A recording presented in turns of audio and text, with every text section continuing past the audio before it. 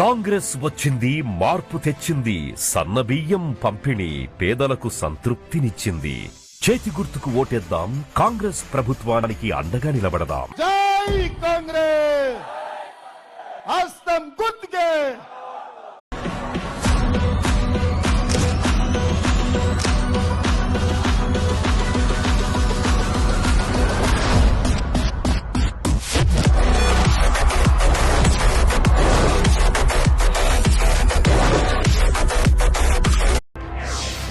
ముఖ్యమంత్రి రేవంత్ రెడ్డి గారి ఆధ్వర్యంలోని కాంగ్రెస్ ప్రజా ప్రభుత్వం వచ్చాక నిరుద్యోగుల తలరాతే మార్చింది.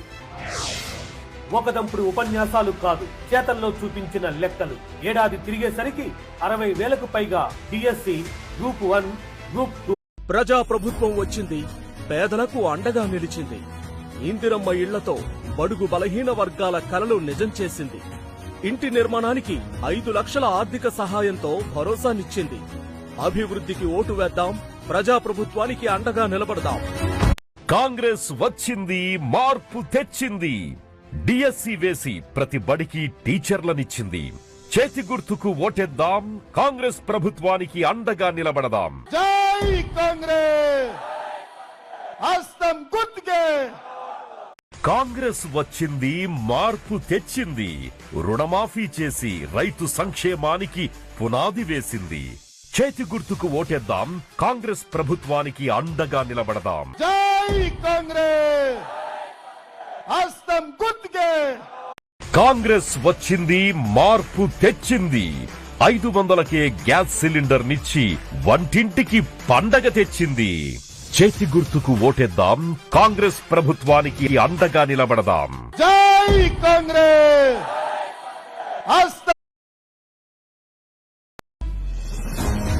ప్రజా ప్రభుత్వం వచ్చింది, మహిళల్లో మార్పు తెచ్చింది. ఉచిత బస్సు ప్రయాణంతో మహిళలకు ఆర్థిక భారం తగ్గించింది. 300 కోట్ల ప్రయాణాలతో 10,000 కోట్లు ఆదా చేసింది.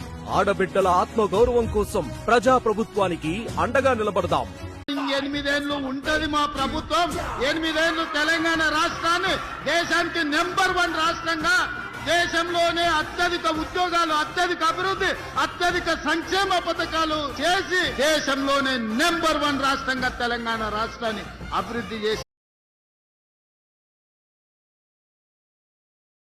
కాంగ్రెస్ వచ్చింది, మార్పు తెచ్చింది.